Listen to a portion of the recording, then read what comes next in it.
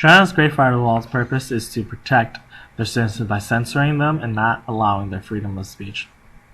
However, China should allow their citizens to go beyond the Great Firewall of China. The Great Firewall of China's purpose is to block you from foreign sites or even usage of specific words. China blocking their citizens from using other countries' browsers allows them to have more control to monitor what they are doing and looking at. The Chinese believe in striving for greatness on their own terms, meaning they do not want to have any influences from other countries.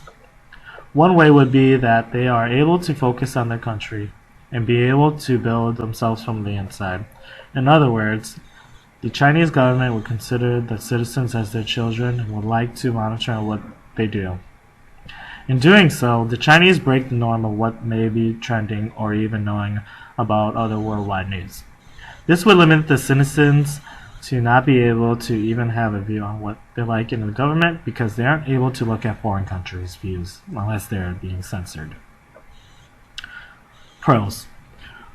One positive to having everything monitored is that you can detect or prevent crimes. Being able to detect or prevent crimes make it tough for criminals to even try to attempt them. Another positive of monitoring the web is that inappropriate topics will be censored or taken off the World Wide Web, meaning that censoring topics would be great because you don't want your children looking at horrible topics on the web. The Chinese are able to see and monitor what messages are being sent out, and if you're sending out a message that could involve a crime, they will take action if necessary. Moving on to cons. The negative point about that idea is that you give up your privacy for less crimes. In general, I believe everyone deserves their own privacy. It should be their own right. No one should just put their trust in the government just because they have to. It would be better if the government would just trust the citizens. The internet should be used for public speaking, and when the Chinese government closes down a website or a blog just because they can, they violate a right known as freedom of speech in the United States. However, that right doesn't exist in China because the government will cover out the stories so that their civilians don't think much of it. Another downside would be that they don't have contact outside of their country of the World Wide Web. Freedom of speech doesn't exist, and the Chinese will use their power to enforce fear into civilians, just so they could keep their power in government and unified. In doing so, this leads to the Chinese civilians not being able to speak their mind even on the internet.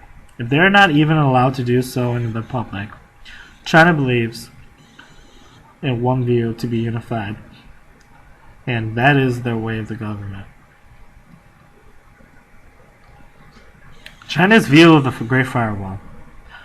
While Chinese citizens are always being monitored by the government, they don't get to have much say. The ones who are censoring the internet would be the Chinese government officials and higher-ups.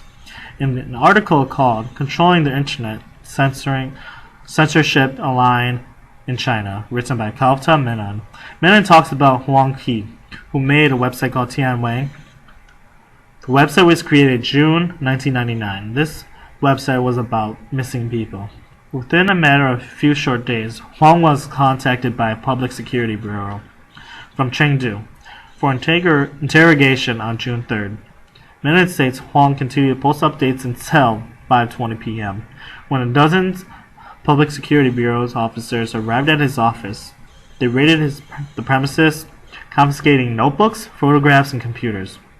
Both Huang and his wife, Zhang Li, were taken into custody. Zhang was released after 3 days. Any kind of news or story that seems wrong or against the Chinese government, they will flag it and will contact you. Once you have been contacted, you are more than likely to get jail time. This is a message to the citizens of China to let them know that the government is watching their movements and willing to take action if necessary. The Chinese government doesn't want their citizens to go against the government. If there is even the slightest chance, the Chinese will find out eventually. Google continually was getting attacked by hackers in 2010, and their target was to get into emails. Now, Google starts to think about their moral code because if the hackers were able to get through their system, they would have access to everything. This would put the customers' faith into Google in jeopardy, and they would lose more customers because of the censorship. Google had left China in 2010. With China without Google, there was only another search engine that would come to replace it. Baidu would replace Google, Youku would replace YouTube, Twitter counterpart would be Weibo, and Facebook's counterpart would be Renren. In an article called Ai Weiwei in The Sundance Kid, written by Greg Salisbury, he writes about Ai Weiwei and Alison Clayman. Weiwei is an artist recognized internationally. Would also be called as a human rights activist, while Clayman is the film director. Salisbury stated that, despite his fame, Ai's activism over the last few years has come at a price. His blog, which received millions of hits, was shut down. His home has been ringed by surveillance cameras. He has been placed under house arrest as well as beaten by police. His studio in Shanghai was torn down, and in the most visible example of the Chinese government trying to make an example of him, he was arrested and held in communicado for three months last year. Huawei is already being monitored through the internet already. However, they still monitor him through his home. This is not a way for the Chinese government to be using their power, but instead, the Chinese government should use their ethics to determine whether or not what is truly wrong. They violated Huawei's rights just because he was fighting for his freedom of speech. There are citizens who are willing to fight for the freedom of speech even when the odds are against them. In an article called The Battle for Chinese Internet, written by Xiao Piang, he stated that even when the subject is politically taboo or sensitive, under the cover of anonymity or using coded euphemisms, participants can express particular views in far bolder language than would be permitted in the official media. Even when words may be banned from the Chinese government, they cannot stop them from writing about it. Surely it's a different approach than you would regularly write it, but the message is still getting through.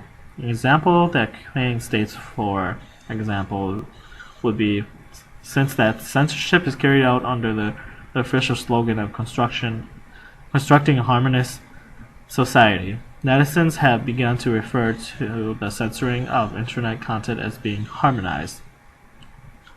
Furthermore, the word to harmonize in Chinese is a homonym for the word river crab. In folk language, crab also refers to a bully who exerts power through violence. The Chinese citizens who are not at the top will still find ways to break free from the oppression that they are receiving. If the Chinese government begins to ban the word river crab, then they will eventually the cycle of banning words will be endless, because the Chinese citizens will continue to find words to substitute for them. Even though they have some positive outcomes, the negative outcomes outweigh the positive outcomes. Companies left China because it was unethical for them to censor everything they were using when the internet should be free. In order to achieve greatness, they will need to break the Great Firewall and be able to have access to all of the World Wide Web, because it has endless information that we can use.